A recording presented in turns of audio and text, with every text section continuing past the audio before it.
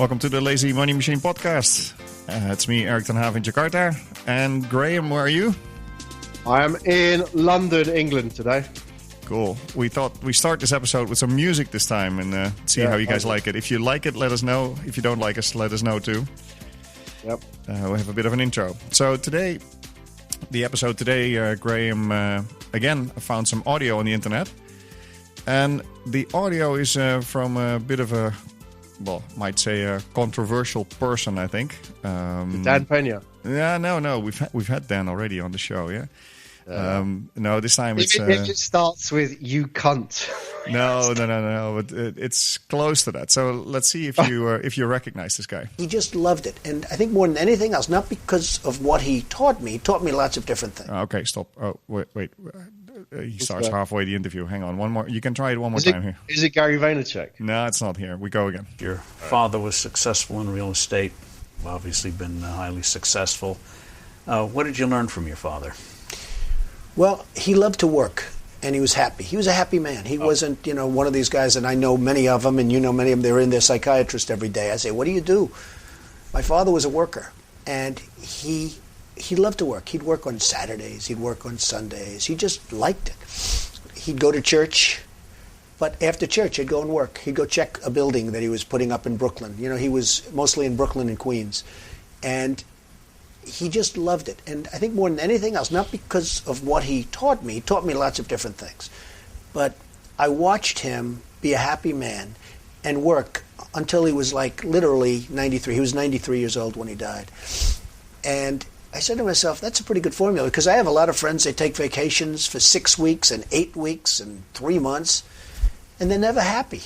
So I watched my father, so I like to work. Okay, so 3 guesses. Who is this? Donald Trump. Yeah, definitely. And I picked this particular clip because he speaks about his father.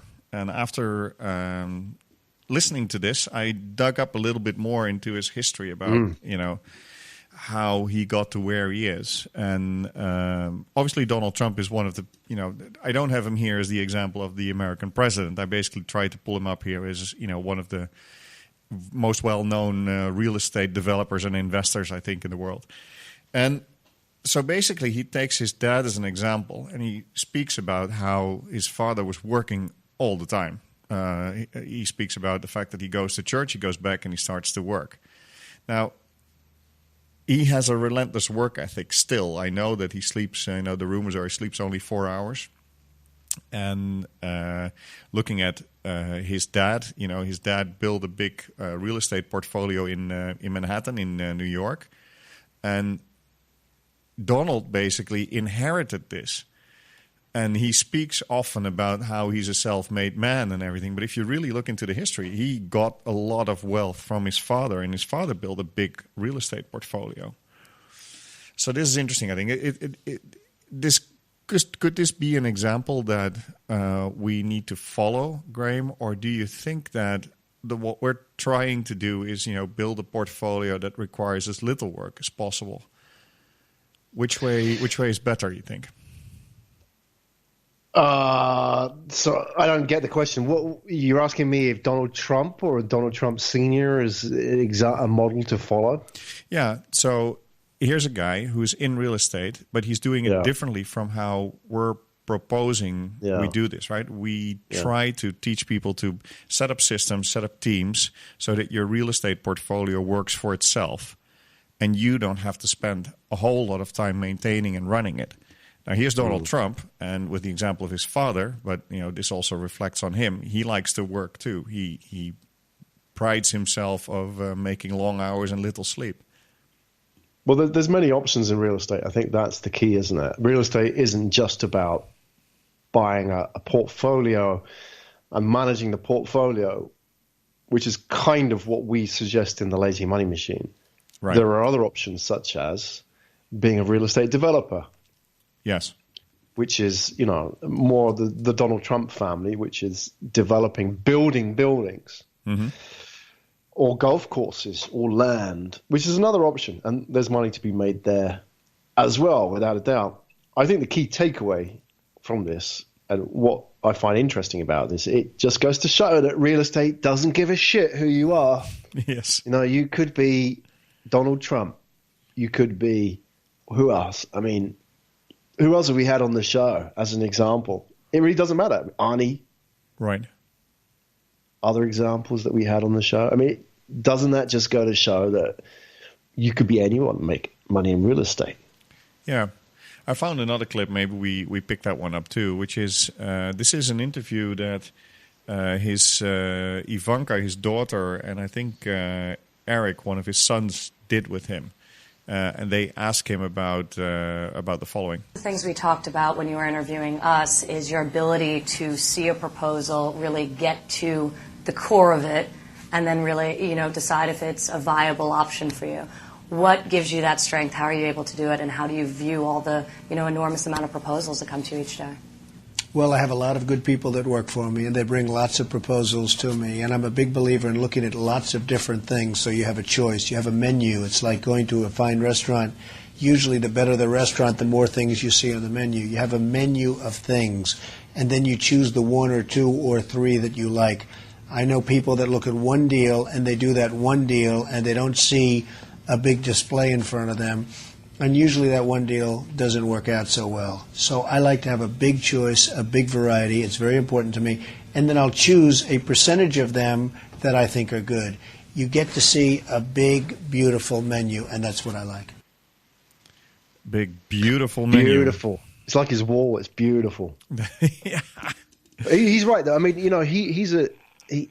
politically, he's an idiot, but as a businessman, he's smart up to an extent. But he's right there, And when you're in a position of advantage like he started, you do get a lot of options presented to you, right? Yeah, he attracts it purely, even in the early days, I'm sure, based on the results of his dad, right? I mean, the Trump family in the U.S., in New York, was known as the player, right? They were the guys that you had to follow. But this approach that he takes is a good reminder. The reason I selected this clip is this is also what we talk about in the book, right? We have a formula for it whereby we say that, go and look at many options before you actually pick the one that you want to invest in. And it's not time wasted either. I think that's the thing people are worried about, isn't it? That it costs a lot of time to go and look at options. But every option you look at, you learn something. Absolutely. And it might refine the strategy that you have set out for yourself. For instance, if you decide that you want to go into maybe single-family houses, it's also good to look at apartments. It's also good to look at bigger things, just so you get a feel for different areas in where you want to invest. And in Donald's case, he has a method for it. He gets lots of proposals, gets his team to evaluate them, and then the ones that he likes, he picks out and he possibly invests in.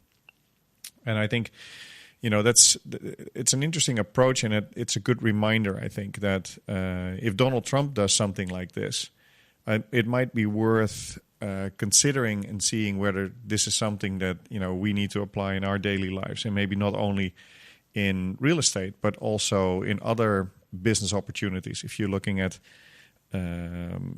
other areas of business you might want to get into, I don't think you should go for the first thing that crosses your path, but you should always, look around and look at the menu, as Donald Trump says, and see which one you want to pick and which one you want to go for.